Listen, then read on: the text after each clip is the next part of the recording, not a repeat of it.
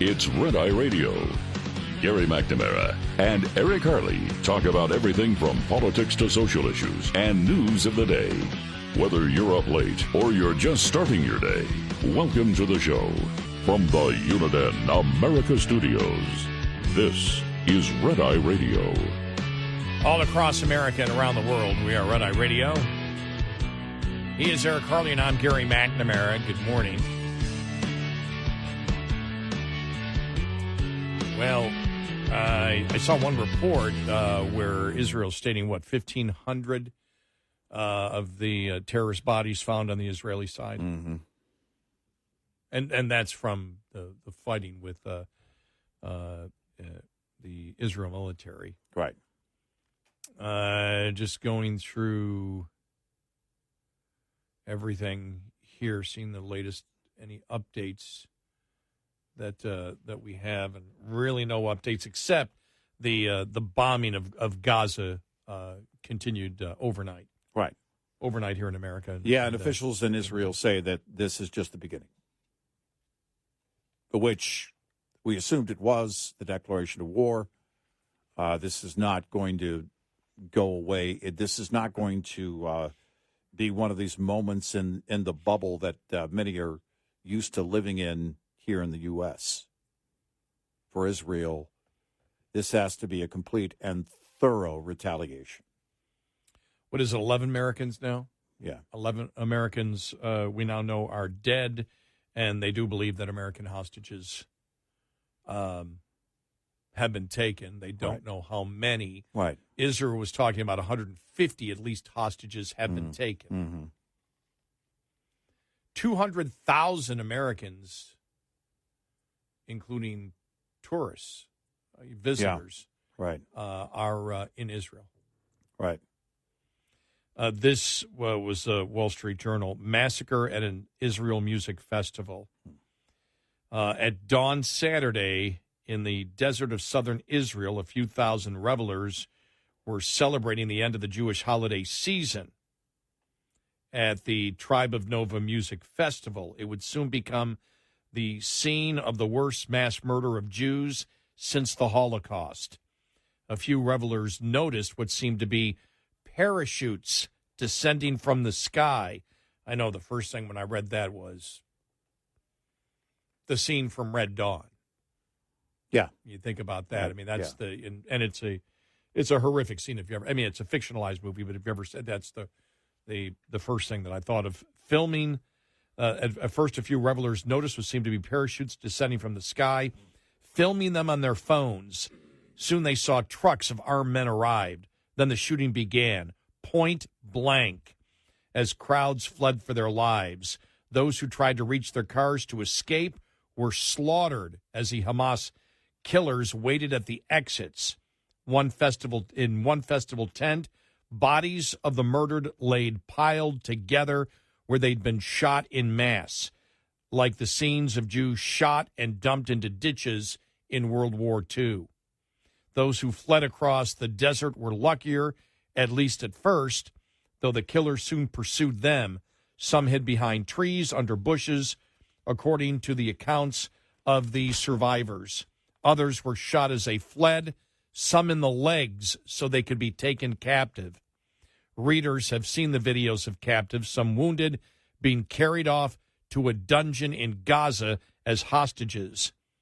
Israeli rescue groups report finding some 260 bodies at the festival site. The Tribe of Nova massacre joins other mass murders of the innocent that history should never forget. Stalin's massacre of Polish officers in the Khatan Force comes to mind, as does a Nazi execution of thousands of Jews in 1941. It's another reminder that the arc of history may be long, but it doesn't always bend towards justice. It often points towards mayhem and injustice, even when the baser instincts of human nature and the murderous ambition are left unchecked by civilized nations. In a world where might is allowed to determine right, the innocent aren't spared.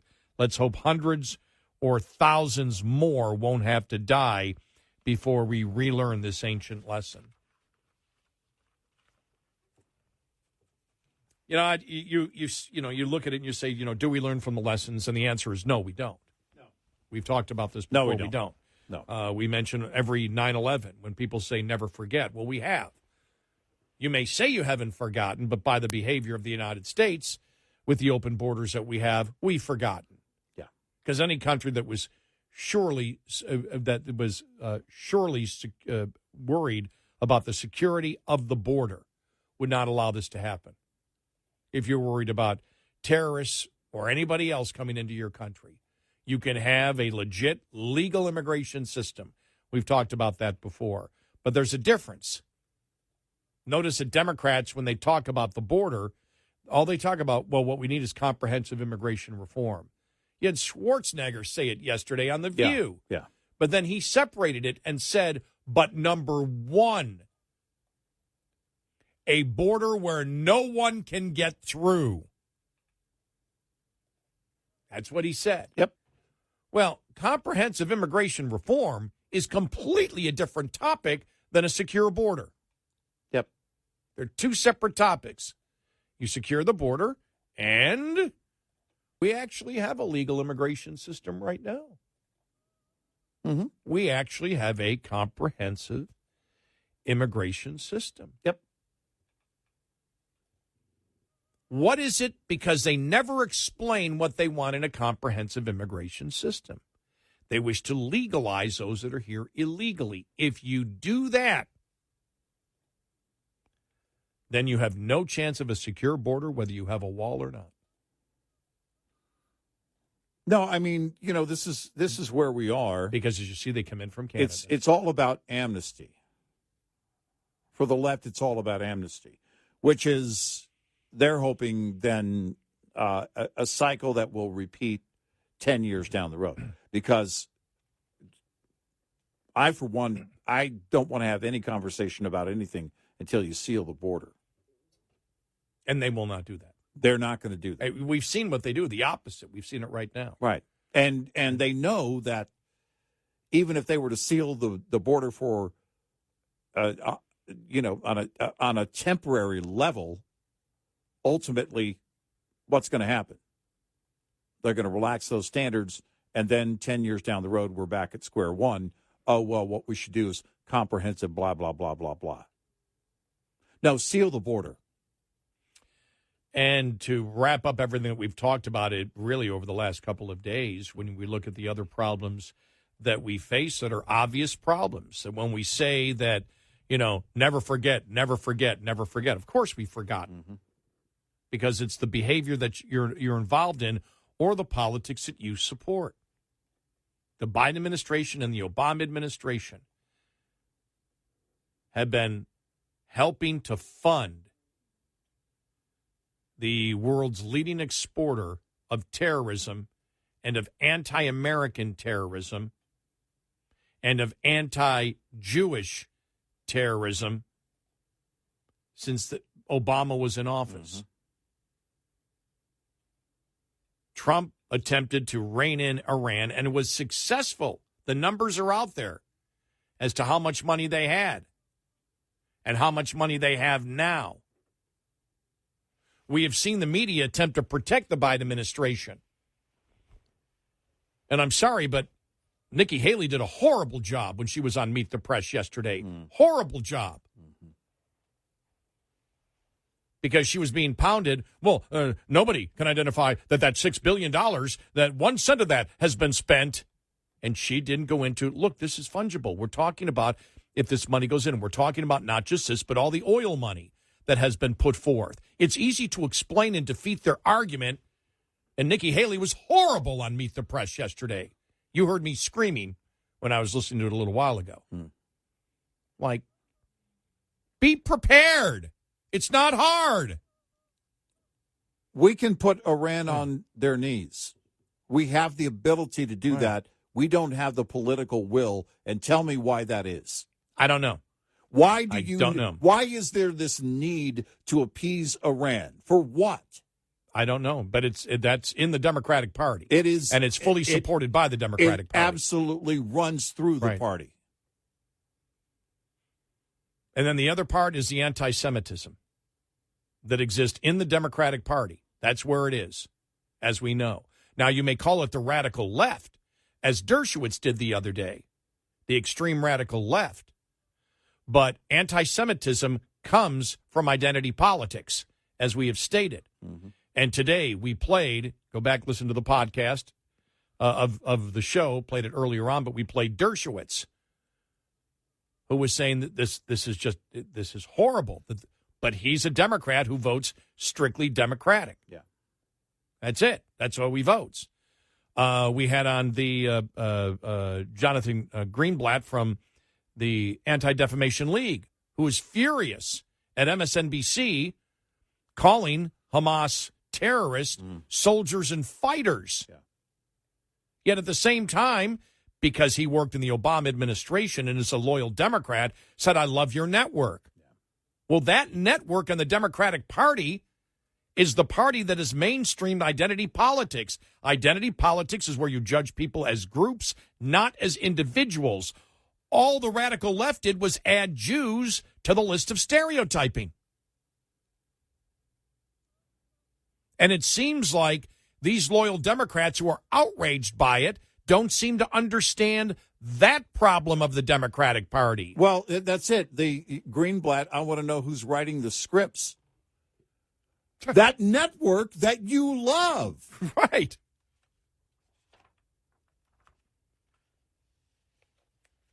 And then the same thing we said to Larry Summers, who was talking about how just he felt so alienated from Harvard because that's where they're having Harvard. The management hasn't spoken out about these student groups that are celebrating the Hamas terrorists. Mm-hmm.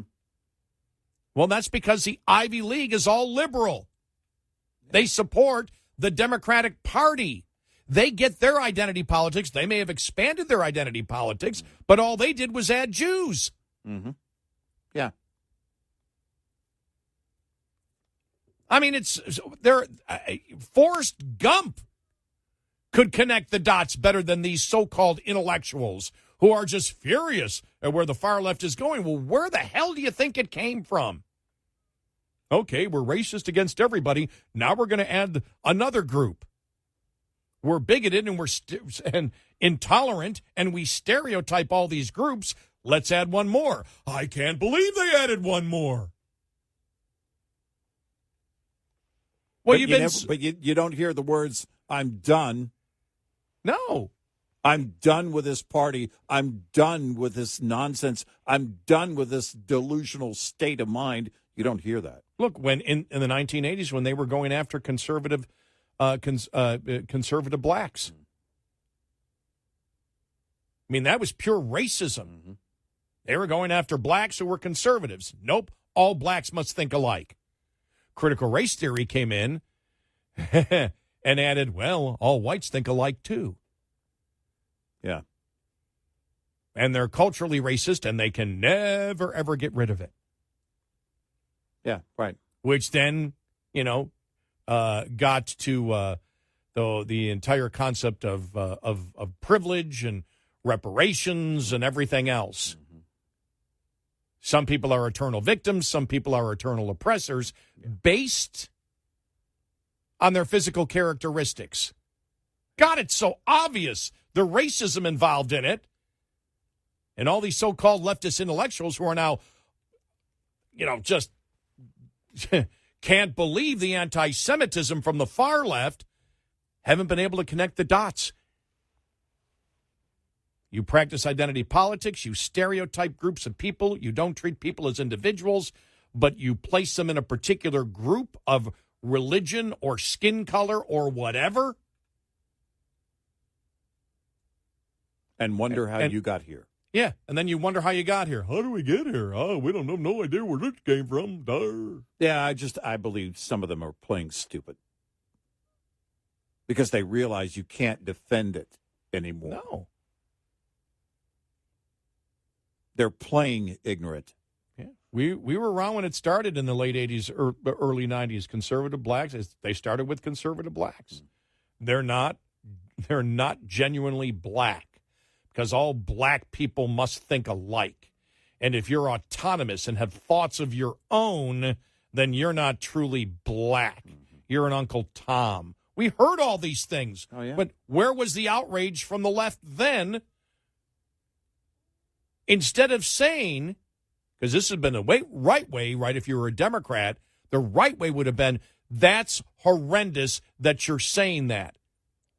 Yeah. Attack them on the substance or lack of substance of their argument. Keep the skin color out of it. How many Democrats were saying that back in the late 80s, early 90s?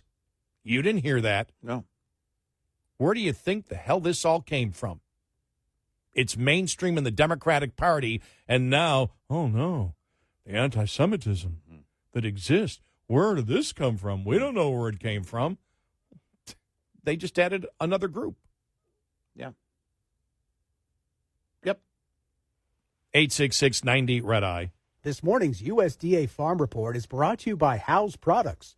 Tested, trusted, guaranteed since 1920. Perhaps the most significant detail about the 2024 USDA Agricultural Outlook Forum is this is the 100th Agricultural Outlook Forum, so started back in 1924. World Agricultural Outlook Board Chair Mark Jekanowski providing some of the initial details regarding next year's Centennial Ag Outlook Forum, including note on the date, because the forum is actually going to take place 1 week earlier than it has over the past several years. So it's going to be February 15th and 16th in 2024. Also announced the theme of the upcoming forum. The theme is cultivating the future. So it's sort of a recognition that we've hit that 100-year milestone, and now we're going to continue to look ahead for agricultural markets and look at how challenges facing the sector are going to be solved. I'm Rod Bain reporting for the U.S. Department of Agriculture in Washington, D.C. This report brought to you by Cenex Fuels and Lubes. Lines open for your calls. 866-90-RED-EYE on Red Eye Radio.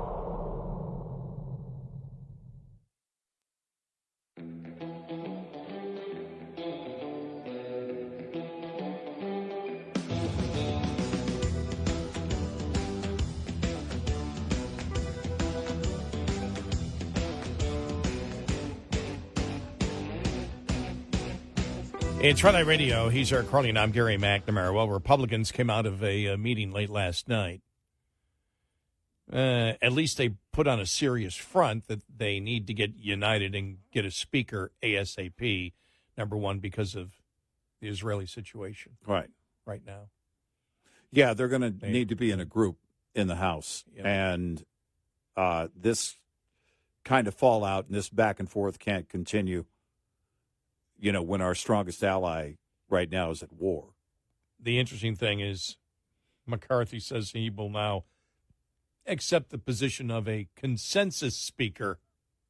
Yeah, well. Now, do you add consensus in there? Well, yeah. Is that spiking the ball before you win the game, before you score the touchdown? Maybe. It'll be interesting to see how it plays out. I mean, I guess the technical term is the fact that the other two, it's right now are splitting it, the caucus, and you could get more, and therefore you're considered that he would take the position as he didn't call himself the consensus speaker, but he would take the position of the consensus speaker. To be fair to McCarthy on it, yeah. But I just. When I heard it, I went, is that a pre-spike? Well, because when you do that, now you're starting to split it up again, and now you're bringing back, the chaos that we saw last week. So you need to decide as a party.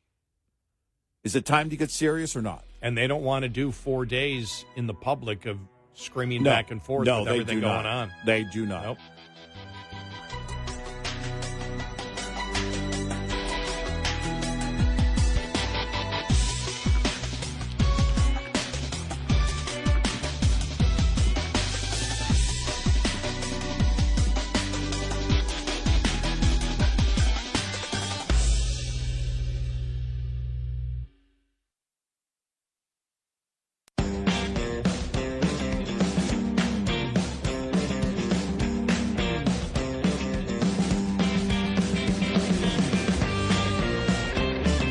You're listening to Red Eye Radio. from the Uniden America Studios. He's Eric Carly, and I'm Gary McNamara. House Republicans walked out of a nearly 3-hour conference meeting on Monday night, united over a sense of urgency in needing to pick a new speaker and little else. Yeah. This is from Fox. One of the most prominent debates to surface less than 72 hours before the Republicans are set to gather behind closed doors for their speaker election is whether to raise the threshold needed to put a candidate on the House floor. I don't think we ought to be changing rules in the middle of an election. I just don't think that's wise. I also think there is some wisdom of having members have their surnames called out and have to declare it to everybody, said Representative Steve Womack, who is backing Steve Scalise for Speaker. Secret ballot accomplishes very little, other than it gives you the opportunity to freely express yourself without being made known. But Representative Dusty Johnson of South Dakota, leader of the Main Street Caucus, said he was leaning in favor of a change, but had not yet made up his mind. It's going to take us 4 days to get to 218. I think everyone should agree that burning that time on the floor is suboptimal right now. That if you're out there debating for 4 days, screaming at each other with the Israeli situation going on, it's just not going to look good. So, no, they need to come together behind closed doors and pull this together. However it comes out, whoever the speaker's going to be. Mm-hmm. Now, if it ends up being Kevin McCarthy, and I'm not convinced that it will, but if it does, wow. Look, I don't know of greater political comebacks in such a short period of time. Look, we'd be hypocrites if we would say that optics didn't matter right now to Republicans, because we're saying very clearly optics matter to the president. Absolutely. And the Democrats that seem to be pro-Hamas. Mm-hmm. Yeah, no, GOP needs to get it together right now, and there needs to be a great effort to also build consensus within the House to do whatever we need to do to support Israel. Well, and I do think you need a strong Republican Party and a strong leader, strong leadership of the Republican Party to be asking the American people, do you believe that where we have gone with Iran, from hurting their economy tremendously under Trump to enabling and actually because of our policy helping to finance the terrorism against Israel and Americans that have been killed, is the right thing that we should be doing.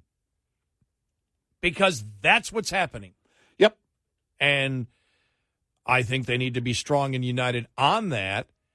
And if they don't get it done quick, I mean, they were out there yesterday, but who's the leader of the Republicans? Yeah, right. No, it's a good question. I played, who did we play? We played Lindsey Graham, McCarthy, I think a little bit of Scalise. And it's like, but who represents the Republicans right now? Right. And you need strong communication coming from the Republicans right now to the American people saying, do you agree with what this administration is doing? Because they're not fooling anybody. The media is trying to run cover for the president because you had Republicans early on focus on the $6 billion, which we know is, of course, is fungible. If they know it's coming, they can spend other money on it. But Nikki Haley wasn't able to explain that simply on Meet the Press, and she should have pounded on the anchor for asking that question and then insisting over and over again that she was on some type of moral high ground. And Nikki Haley basically changed the topic. She didn't have the information in front of her. Right. She didn't know. She wasn't prepared. She wasn't prepared. You need to be prepared about how, like we did yesterday, and Kevin McCarthy and who else? Jim Garrity, the Wall Street Journal. They all explained it. They all explained all the billions of dollars that we opened up because we stopped the oil embargo of Iran and the billions of dollars that it gave them. And that was directly because of a decision of the President of the United States. Yep. And the hostage deal adds another $6 billion that they can say, okay, we got this coming in. We can spend this money now. Mm-hmm. Americans know how it works. And since you have the media covering for this White House again, just like, where's the fury of Biden? You know, has there been a liberal publication that has said, look, Biden's lying to you? It's not. The law isn't stating that he has to build the wall. That's the excuse he's giving. I know that some of the environmental groups said that, but that didn't get wide publicity. No, it didn't make much noise at all. Right. And AOC did say that. AOC did say that. At least she came out and said he doesn't obey the law. They can red tape this thing until the end. Right. It's where he started, day one. So don't say you can't do that anymore. You didn't cite any judgment. There's no court that ordered you to do this. No. And so they're trying to do the same thing, but it's amazing. And they need to pound on the fact that Americans have been killed. The president hasn't gone before the American people to talk about it in a terrorist attack. That's mind-boggling. And it is. I thought for sure at some point during the day yesterday we'd hear the president's going to make a primetime address. Has it become so mind-boggling that it's normal to people?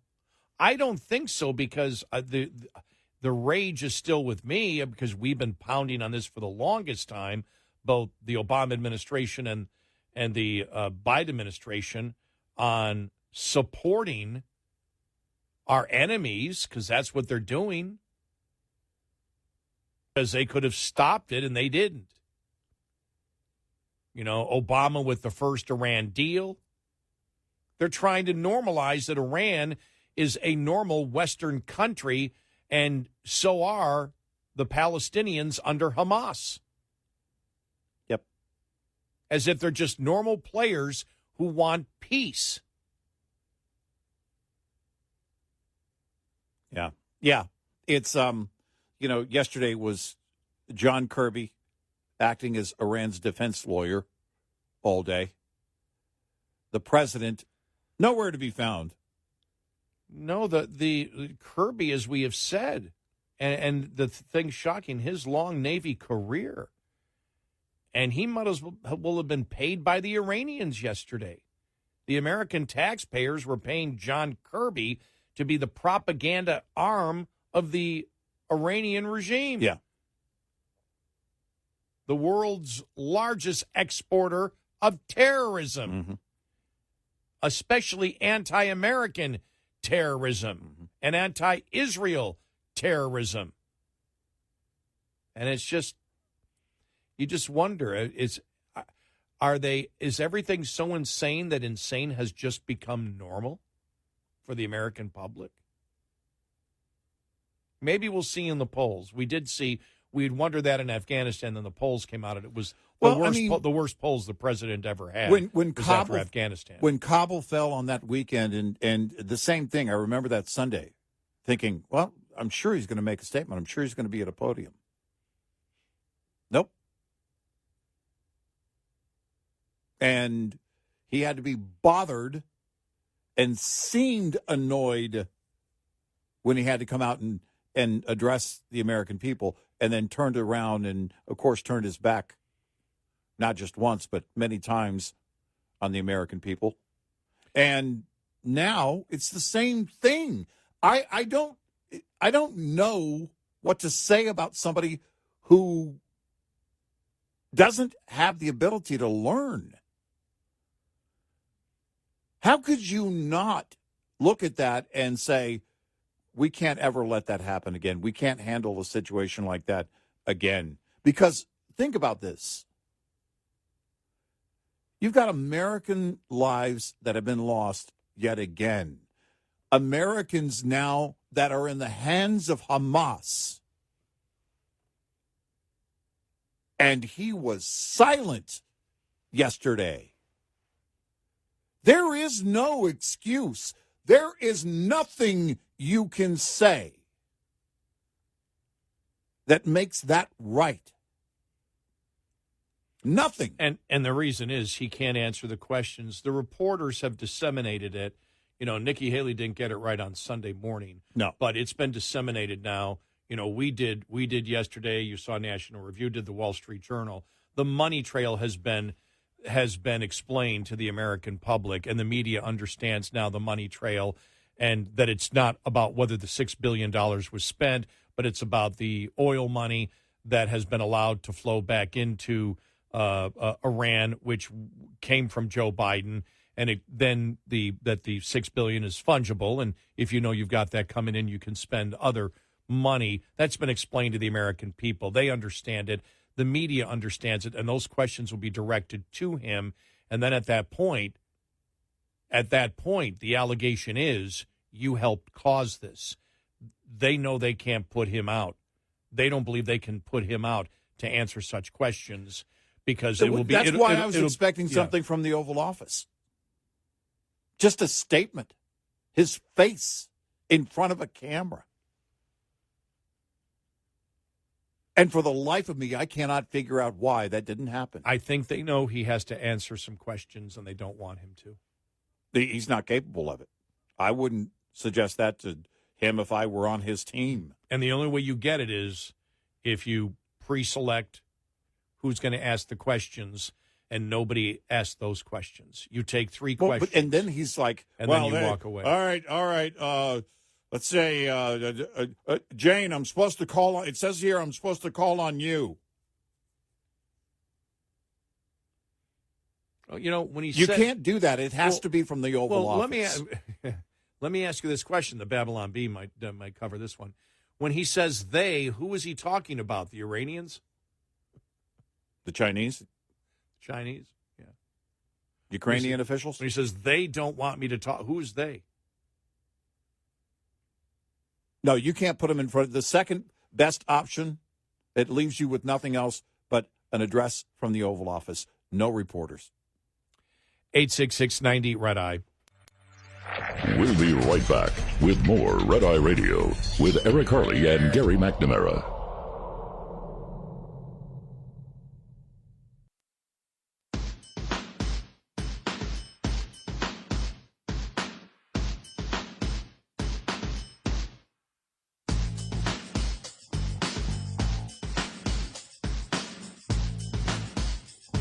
It's Red Eye Radio. He's Eric Carly, and I'm Gary McNamara.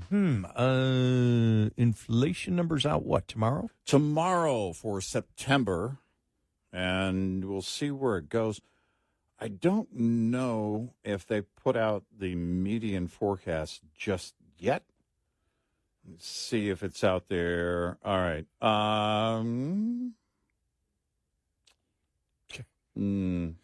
put inflation forecast. It's like 5.5%. I read this headline. Yeah. Inflation forecast declined to 5.5%. That's India. That's inflation in India. Yeah. It's like, okay. Yeah. I don't see any. Market Watch does not have a median forecast on it just yet. Maybe by the end of the day or tomorrow morning. Maybe. I don't know. We'll see where it goes, though. But, core inflation has been going up for the last couple of months, and that's the concern. As housing costs, basically, shelter costs are hitting reality now and catching up with the measurement, the inflation measurement. In real time, we've known this from the private sector. They've been talking about it for months. But at some point, it was bound to catch up, and that's exactly what happened. As analysts look over the past couple of months, they saw that, and that's what we're looking at. And on top of that, energy prices, and the energy prices aren't helped by what's going on right now in the Middle East. And, we'll see the Dow actually was up almost 200 points yesterday, but I think it's early in the game, and they're trying to assess what disruption there might be in the Middle East and how long that could last in terms of energy, especially with Brent crude. We'll watch that, and I think the analysts, I think basically Wall Street right now, they're just looking at a couple of things. They'll be looking at inflation numbers, but then also looking at the Treasury and the fact that, so many are looking at that sure bet, jumping in on Treasury bills instead of the stock market. If that's going to continue, then you're going to see the Dow suffer as a result of that.